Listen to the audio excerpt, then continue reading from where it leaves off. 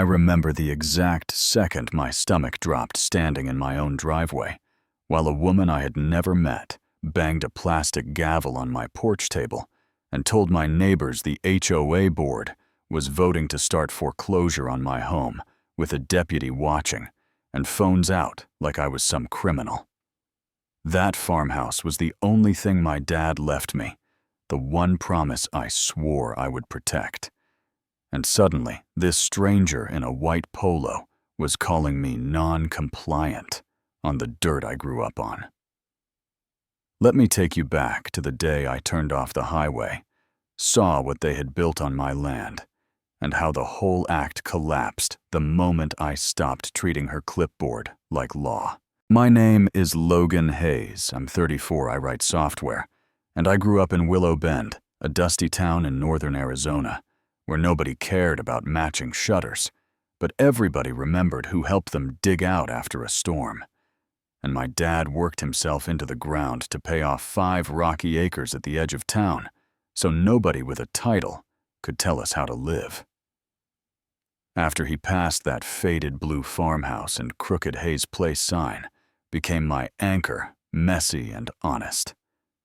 Lawn half-done tools on the porch. Freedom in its ugliest form. You know what I mean. Last winter I landed a 6-month contract in Denver, best money I'd ever seen.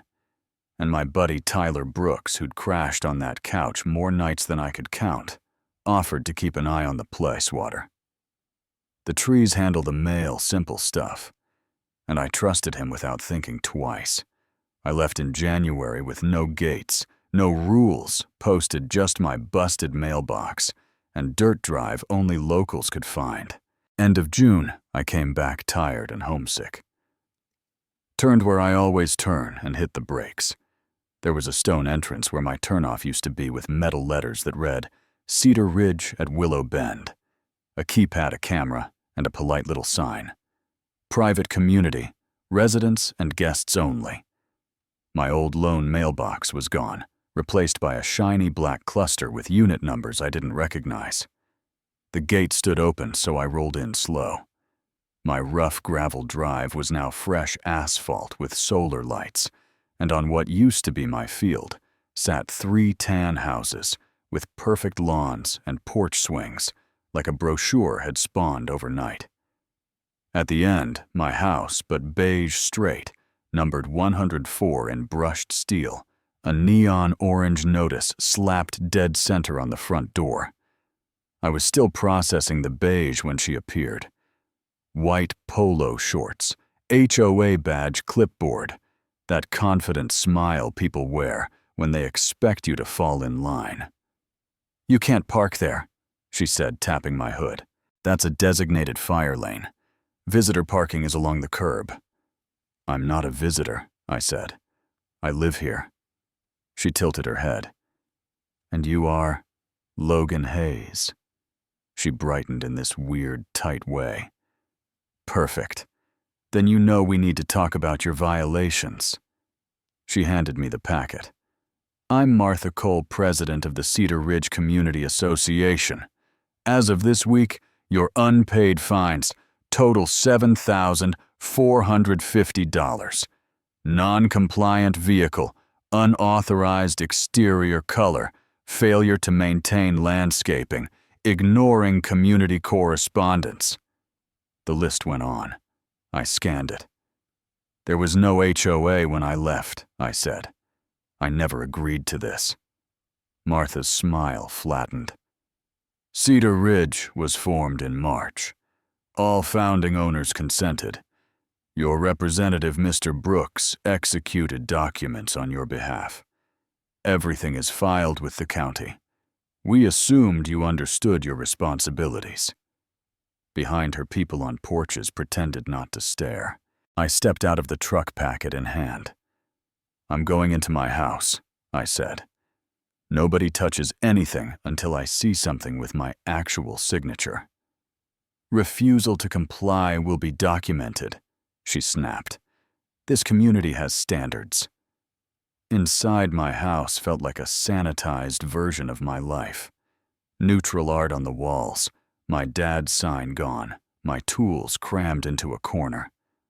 On the counter, a final warning notice talked about liens and enforcement and had a blurry version of my name at the bottom that might fool a stranger, but not me. Next morning at 6, they hammered on the door like a raid. Martha stood there with 2 board members, one filming on his phone. "Additional violations," she said. "Visible truck exposed equipment confrontational behavior. Your new total is $9,950. 10 days to pay before escalation." I looked at the camera, looked at her. "You show up at sunrise with threats and call me confrontational." She shrugged. "We record patterns." Then the line, "If you can't meet minimum standards, Mr. Hayes, maybe this isn't the right community for you." On my porch, on my dirt. That was the last time I argued with her empty threats. That same day, I went to the county recorder's office. "Every filing on parcel 27-148, I said. The clerk pulled a thin folder, slid it over. Inside an unrecorded draft of CC&R's a half-finished Cedar Ridge filing, and a consent page with my name scrawled on it, notarized on a date. I knew I'd been keycarded into a Denver office tower all day. I pulled up my badge logs and emails showed the clerk. She frowned. "If you were there, you didn't sign here," she said. "And this notary number doesn't match anyone in our system." Driving back, the fear that had been sitting in my chest turned into something cleaner. Martha had built a throne on my deed using a forged signature, and the assumption nobody would look too closely. She kept the pressure up anyway. Trash service skipped my stop.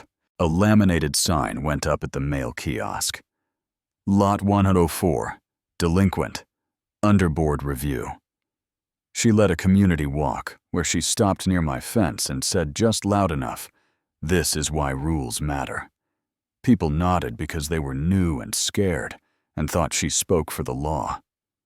One evening, a neighbor named Evan knocked on my door with his little girl on his hip. "Hey man," he said.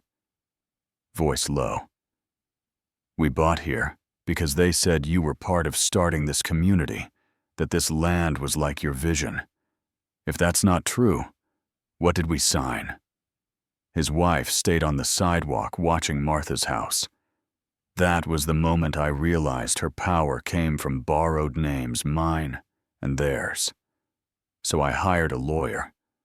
Rachel Klein went through my documents in 30 quiet minutes. "They never properly recorded the HOA on your parcel," she said. "This signature is junk, the notary is fake. They have no authority to fine you or threaten foreclosure. They've got clipboards and confidence, that's it. We are going to fix that." She sent a demand letter to Cedar Ridge and to the county laying out the forgery and lack of jurisdiction, and flagged it for the sheriff. A week later, Deputy Alvarez sat at my kitchen table. "We checked," he said. "Those documents do not attach to your lot. Whoever signed your name wasn't authorized, and the notary info is bogus. If they keep trying to collect or intimidate you, that can become criminal." That was the first deep breath I'd taken since I saw that gate. When Martha found out, she came back with 2 board members in tow. "You went behind the board's back," she said. "We built this community. Tyler told us you agreed, and now you're threatening everything we created." "What you created is sitting on my land with fake paperwork," I said. "If your documents are real, bring them to the meeting. Otherwise, stop threatening me." She did the one thing I was hoping she'd do.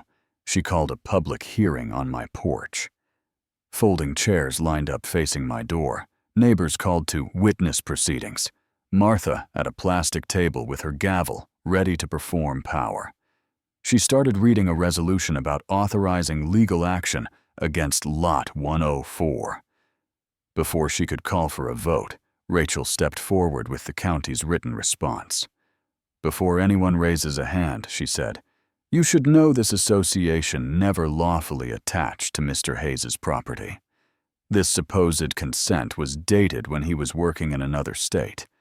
The notary stamp is invalid. Legally, every fine and threat you've aimed at him rests on nothing." You could feel the air change. Ellen, the retired teacher from down the lane, turned to Martha. "You said Logan approved all this," she said.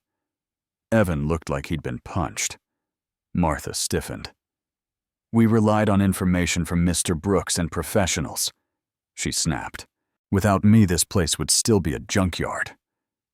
There it was, how she really saw us. Alvarez lifted the Cedar Ridge sign she'd leaned against my rail. "Ma'am," he said, not raising his voice, "you've been informed you have no jurisdiction over this parcel. Any more attempts to collect or threaten could be investigated as fraud. This sign doesn't belong here." No dramatic music, no shouting. Just neighbors watching their self-appointed president stand there with nothing under her but ego. Her own board guy stepped away. Someone lowered their phone. Martha muttered something about legal counsel and walked off without touching the gavel. That was the moment her kingdom cracked. In the weeks after she resigned for personal reasons, the management company stopped answering. The county kept the file, and Tyler sent me one weak text about being misled that I forwarded to Rachel and never answered. Some neighbors came over, embarrassed, saying they'd paid fees because they thought it was real. I told them, "You were trying to do the right thing. She used that. You are not my problem." We started acting like normal neighbors, talking through parking and noise without threats. I put the Hayes Place sign back at the drive, a little more crooked. Exactly right. The road is still paved. The kids still ride scooters. My porch is a bit cleaner now, but the difference is simple. Nobody out here pretends a fake title outranks the name on my deed. Could I have chased Martha into court? Pushed for charges? Tried to ruin her like she tried to ruin me? Maybe. And some days, I think she earned that, but there is a quiet kind of justice in watching her authority dissolve in front of the people she thought she ruled. While I stand on the same porch, she tried to claim coffee in hand, knowing it's mine, because the truth says so, not because she approves. So now I want to hear from you after seeing how one forged signature and a loud HOA president almost took my home. What does real justice look like in a situation like this? Dragging them into court? Getting every dollar back? Putting their name on blast? Or taking your power back and letting their fake empire crumble? And have you dealt with an HOA or a person like Martha who pushed too far? Tell me in the comments. Tell me where you're watching from. Share your own story. If you have one hit.